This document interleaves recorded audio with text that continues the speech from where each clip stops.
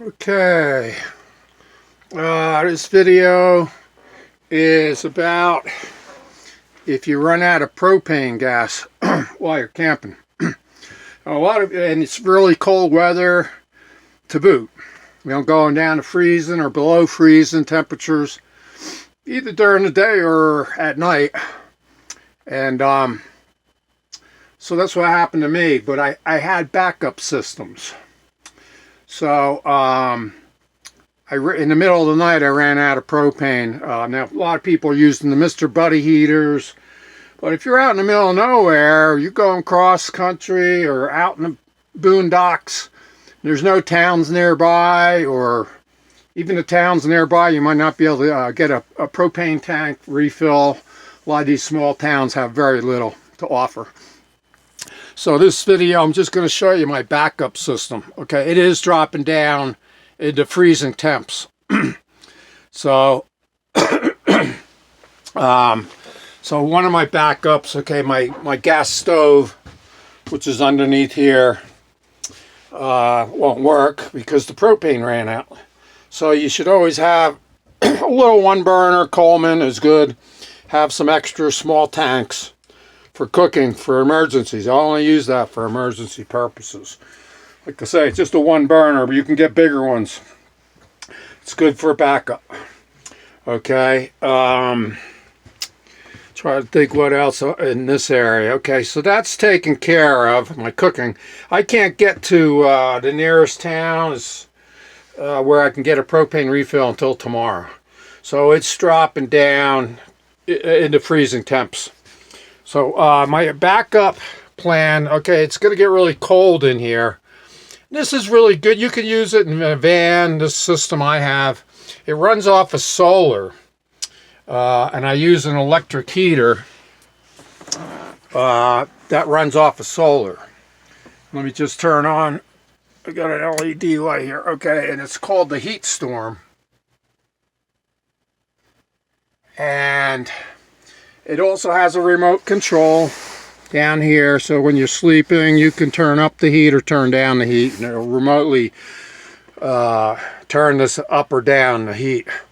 Now, what I like about this is you can see it's wall mounted.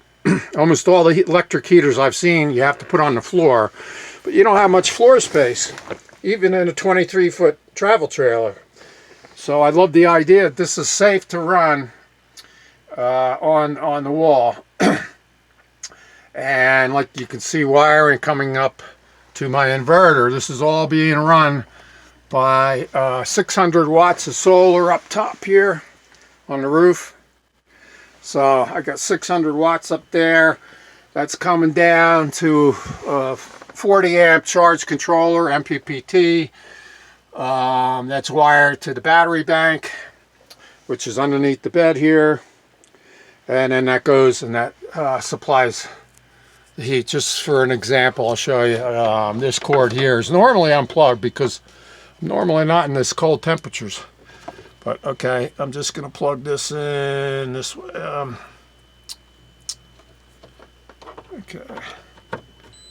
Okay, you can see now it turned on. And it's set. Right now, I'm going to just do it manually.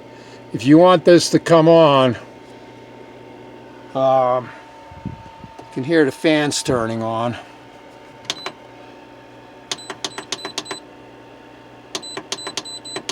Right now, it's in the 50s in here.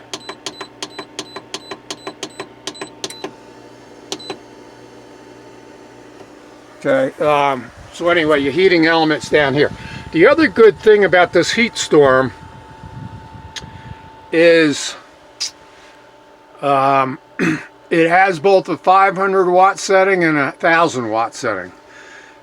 Almost every electric heater, see now the electric heater's starting to turn on now because I turned it up to 70 something, just so you could see it working. Everything's nice and safe. You can mount it right on the wall. It doesn't take up much space. It's only maybe 3 inches thick, so it's not protruding very far. I'm not pushing Heat Storm. I'm not an affiliate of them. They didn't give me this. But okay, back to, okay, it's on the 500 watt setting right now. 1000 watt setting, which is most electric heaters, will blow out, or will turn off, I should say, a 3000 watt, 6000 watt inverter. Even a big pure sine wave inverter for 1000 watts. So, so I run this on 500 watts, which is plenty.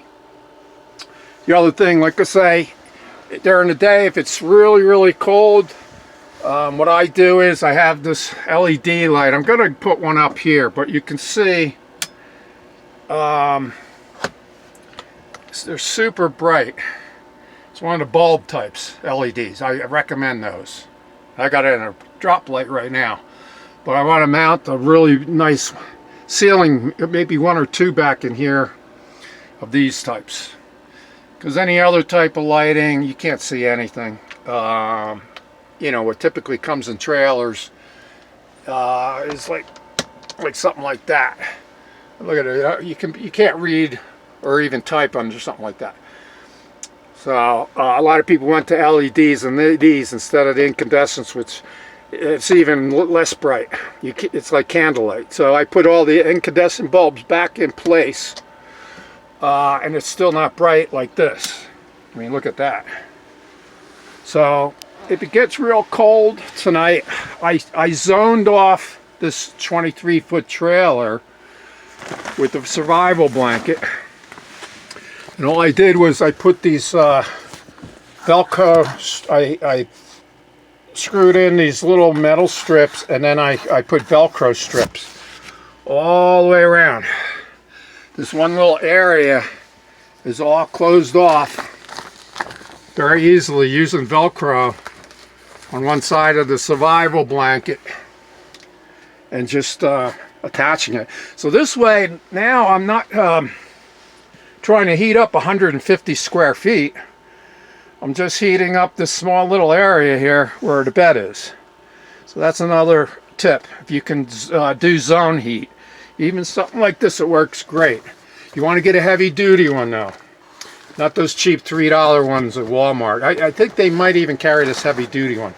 You turn it this way if you're in trouble, orange facing up on the ground, or if you're sleeping at night, you can put this right over you. It reflects the heat back in. Called survival blanket. Get the heavy duty ones though, because you got to put Velcro on the back, and it's got to be real strong to attach to these strips which go all the way around. So I sealed this all up really nice, and I even installed a freezer, which is running right now off of the inverter, which is running off the solar. So I got a big, it's over 2 cubic foot freezer here, and because the freezer that came, refrigerator freezer unit that came with the trailer was just a tiny little ice cube tray. So I installed this. This is running, like I say, off of, it's down to 10 degrees right now. I turn it on and off. It gets down to below 0. I just turned it back on. This is by Winter. It was only like 225 bucks. And it's all stainless steel with the lock on it. So I think it was like using medical labs and things like that so they could lock up medicine. All I did was I had a closet here, and I took that door off to make room for this freezer, and then I made a shelf for the inverter. And but anyway, if you're in a car, van, anything, you can zone heat an electric heater like this. I got to turn this thing off.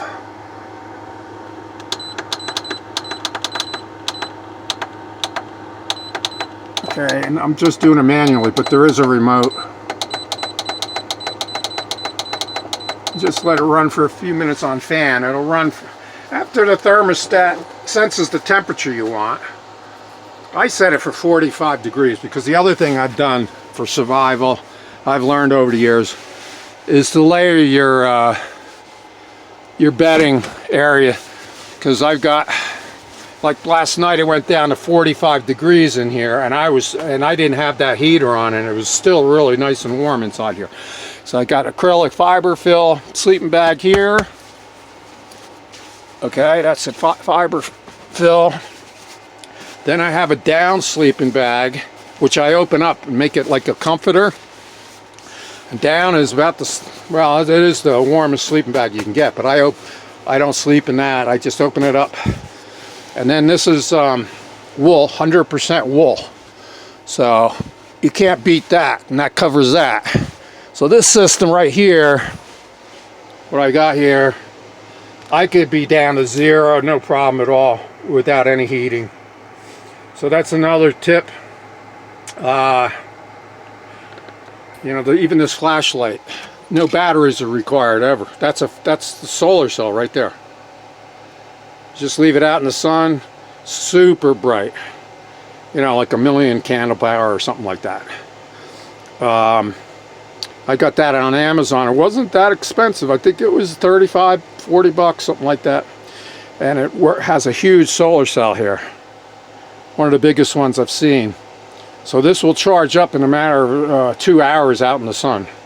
You never have to buy batteries. So that's being self-sufficient also. I do have some other devices that you have to put batteries in, but I always use NiCads. NiCad batteries. So I'll never have to, you know, and I have chargers. Actually, I got one. Let's see. Here's a solar charger for all your NiCad batteries. Again, just open up the back. Takes AAA, AA, C, D, and even 9-volt NiCads that you stick in the back here, and then you face this towards the sun. You want to be totally off-grid, basically. You don't want to have to be paying highway robbery in these little country stores. Like I was just at the Grand Canyon a month ago, and they wanted for a little butane 1-pound tank for the stove. Open this up. It's actually getting very hot in here. They wanted $21 for a 1-pound tank. Now I have another video. I show you how to fill these 1-pound tanks up from your big 30, or if you got a 20-gallon buddy heater, you can transfer from a 20-gallon charcoal grill type of propane tank into these. I have the video was very popular. It had over 1,000 hits on how to charge these up, so you're not paying. Even Walmart's $5 or $6 a piece for these. But when you fill them up yourself, it's about $1, and you're self-sufficient. You're not relying on somebody else at finding a store that has them and all that stuff, or highway robbery at Grand Canyon. 21 bucks a piece for these. Okay, I always forget things, but anyway, if the fan turns off, that means it's cooled down enough.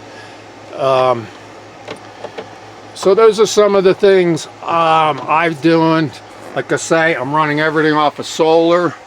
I not only have the 600 watts up on the roof here, but I also have another 450 watts outside on the ground. So I got over a kilowatt, runs everything. So, but my propane ran out, so that means my refrigerator here, my Dometic refrigerator is not running. See, it's just got the tiny little ice cube tray thing here. That's it. So that's why I installed a big freezer and it's running, even because it's running off of solar. You know. So those are some tips for you people, boondock camping especially. And if you're relying on propane, there's going to be instances where you might run out and you might be out in the middle of nowhere. So anyway, this is Eagle Eric in Arizona, signing off.